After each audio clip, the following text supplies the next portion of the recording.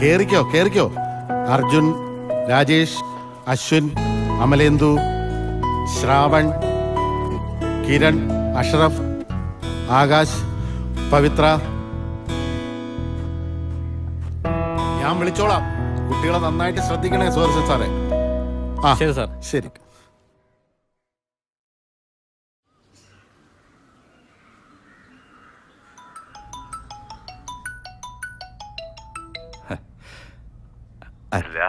Hello, ഞാനാ. ഒരു വിവരവും ഇല്ലല്ലോ. ഞാൻ 2 ദിവസം മുമ്പ് വിളിച്ചതല്ലേ. പിന്നെ എന്തൊക്കെയുണ്ട് വിശേഷങ്ങള്? അല്ല, ഒന്നുമില്ല. എന്ത് പറ്റി മാധവ? മോള് നിനക്ക് സുഖമില്ലെന്ന് പറഞ്ഞു. ആ പഴയ നെഞ്ചുവേദന പിന്നെയും വന്നില്ലേ? ഹേയ്, വയസ്സായിക്കൊണ്ടിരിക്കുകയല്ലേ. അത് നിനക്ക് മാത്രല്ലല്ലോ. ഇപ്പൊ എങ്ങനെയുണ്ട് നെഞ്ചുവേദന? വേറെ കുഴപ്പമൊന്നുമില്ല. As usual. ഡോക്ടർ റെസ്റ്റ് എടുക്കാൻ പറഞ്ഞിട്ടുണ്ട്. ഇന്ന് രാവിലെ മോള് പറഞ്ഞപ്പോഴാണ് ഞാൻ കാര്യങ്ങളൊക്കെ അറിഞ്ഞത്. അല്ല, വിളിക്കുമ്പോഴെങ്കിലും നിനക്കൊന്ന് പറഞ്ഞൂടെ? ഹേ, അതിന് മാത്രമേ എനിക്കൊന്നുമില്ലടോ. നിങ്ങളൊക്കെ കൂടി എന്നെ രോഗിയാ കരുതാ മതി. അത് വിട്. മനു എന്നാ നാട്ടിലെത്തുന്നേ? അവൻ അടുത്ത മാസം വരുന്നാ പറഞ്ഞേ. മോൾ അങ്ങോട്ട് വരുന്നുണ്ടെന്ന് നീ അവളോട് തന്നെ നേരിട്ട് ചോദിക്കേ. അവൾ എത്തിന്നാ തോന്നുന്നേ.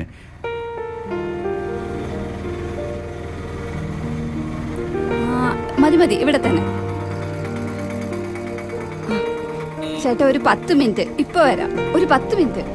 ചേച്ചി, എനിക്ക് വെയിറ്റ് ചെയ്യാനൊന്നും പറ്റത്തില്ല. വേറെ ഓട്ടോ ഉണ്ട്. ഇപ്പൊ വരാം. പുറത്തൊരു ഓട്ടോ വന്നിട്ടുണ്ട്. ഞാൻ പിന്നീട് വിളിക്കാം. വേറെ വിശേഷമൊന്നുമില്ലോ. എന്ത് വിശേഷം? ശരി, ഓക്കെ. മോളെ, അമ്മേ, നിനക്കൊന്ന് ബാങ്കിൽ പോണ്ടേ? പോണമ്മേ. ഓഡിറ്റിങ്ങാ. അച്ഛനെ ഒന്ന് കണ്ടിട്ട് പോവാന്ന് കരുതി. അച്ഛൻ ഇപ്പൊ എങ്ങനെയുണ്ട്? ഡോക്ടർ റെസ്റ്റ് എടുക്കാൻ പറഞ്ഞേക്കാ. അച്ഛനകത്തുണ്ട്, നീ പോയി കണ്ടോ. ഞാനൊന്ന് കണ്ടിട്ട് വരാം. നീ മോളെ കൂടെ കൂട്ടിക്കൊണ്ടുവരാത്ത എന്താ? അവളുടെ സ്കൂളിൽ നിന്ന് ടൂർ പോയിരിക്കാമേ. ശരി.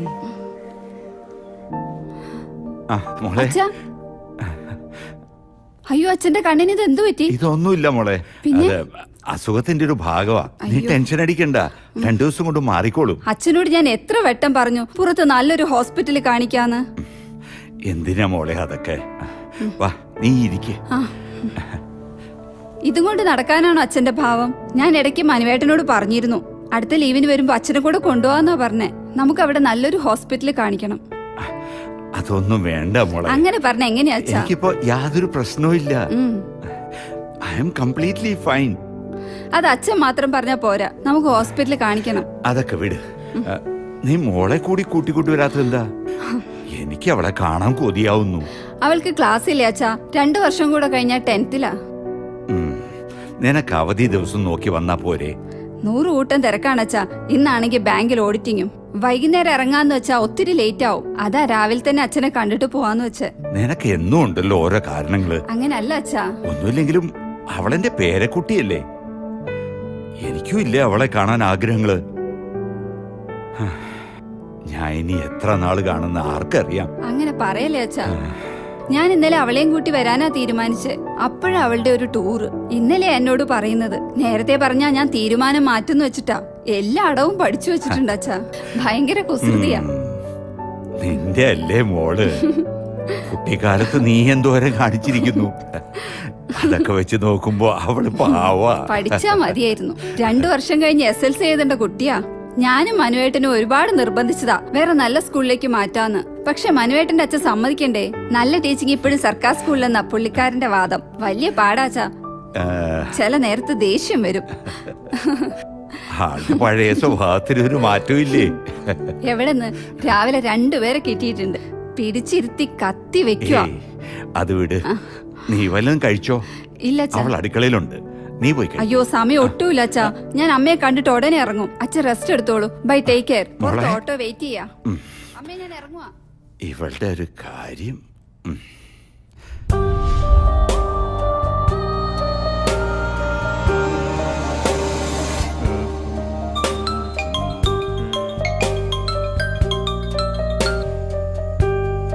ഹലോ ഹലോ കേശവൻ സാറല്ലേ? ഞാൻ സാറിന്റെ വലിയൊരു ആരാധകനാ. ആരാ സംസാരിക്കുന്നത്? ഞാൻ ആരാണെന്ന് പറഞ്ഞ പിന്നെ കഥ തീർന്നില്ലേ സാറേ? തൽക്കാലം സാർ അറിയേണ്ട ഒരു കാര്യം ഞാൻ പറയാം. സാറിന് വളരെ വിലപ്പെട്ട ഒന്ന് എന്റെ കയ്യിൽ ഭദ്രമായിട്ടുണ്ട്. നിങ്ങൾ ആരാണ്? നിങ്ങൾക്ക് എന്താ വേണ്ടത്? സാറിന്റെ പേരക്കുട്ടിയുടെ സ്കൂളിൽ നിന്നും ഇന്ന് ടൂർ പോയിരുന്നില്ലേ? ആ പോയ ബസ് ഞങ്ങളൊന്ന് ഹൈജാക്ക് ചെയ്തു. അപ്പോഴാ അറിയുന്നത് സാറിന്റെ പേരക്കുട്ടി അതിലുണ്ടെന്ന്. അപ്പോ അത് വിളിച്ചറിയിക്കുക എന്നത് എന്റെ കടമയല്ലേ? ഒന്നുമില്ലേലും ഞാൻ സാറിന്റെ ആരാധകനല്ലേ? നിങ്ങൾ ആളെ കളിയാക്കാണോ? ഞാൻ ആരാന്ന് നിങ്ങൾക്ക് ശരിക്കും മനസ്സിലായില്ലല്ലേ? മനസ്സിലായത് കൊണ്ടല്ലേ സാറേ സാറിനെ തന്നെ വിളിക്കുന്നത്. എന്നാ ഇനി കാര്യമായിട്ടൊരു കാര്യം പറയാം. എനിക്കൊരു 50 ലക്ഷം രൂപ തന്ന സാറിന്റെ ചെറുമോളെ അങ്ങ് തിരിച്ചു തന്നേക്കാം. മേലി നമ്പറിൽ വിളിക്കരുത്. കുറെ എണ്ണ ഇറങ്ങിയിട്ടുണ്ട് ആളെ വടിയാക്കാൻ.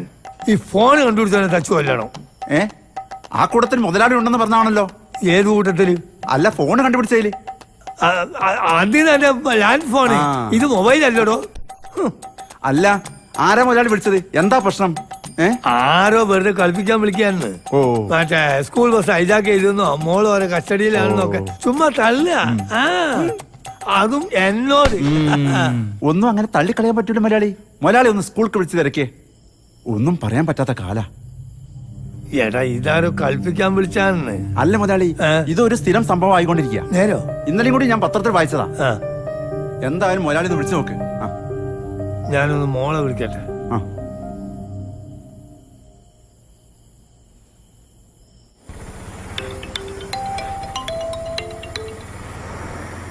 ഹലോ. ആ പറയണ അച്ഛാ. ഹലോ, മോളെ എത്തിയോ? ഇല്ല, ഞാൻ വന്നോണ്ടിരിക്ക. ബാങ്കിൽ എത്തിയപ്പോ താമസിച്ചു. അതാ. ഓടിച്ചിരിക്കുന്നല്ലേ പറഞ്ഞു. പിന്നെ താമസിച്ചാലെങ്ങനെ? അത് പോകുന്ന വഴിക്ക് വീട്ടിലൊന്ന് കേറിയായിരുന്നു. അതാ താമസിച്ചെ. പിന്നെ മോളെ, നീ ആ സ്കൂളിലെ നമ്പർ തന്നാട്ടെ. എന്തിനാ അച്ഛാ സ്കൂളിലെ നമ്പര്? ഒന്നുമില്ല, അവരെത്തുന്ന സമയം ഒന്ന് വിളിച്ച് കൺഫേം ചെയ്യാനാ. അതാ ഹോളിലെ ഷെൽഫിൽ ഒരു ഡയറി ഇരിപ്പുണ്ട് അച്ഛാ, അതിലുണ്ട്. മമ്മതേ, ഈ ആ സെൽഫിൽ എന്റെ ഡയറി ഇങ്ങോട്ട് എടുത്താട്ടെ. പടച്ചവൻ.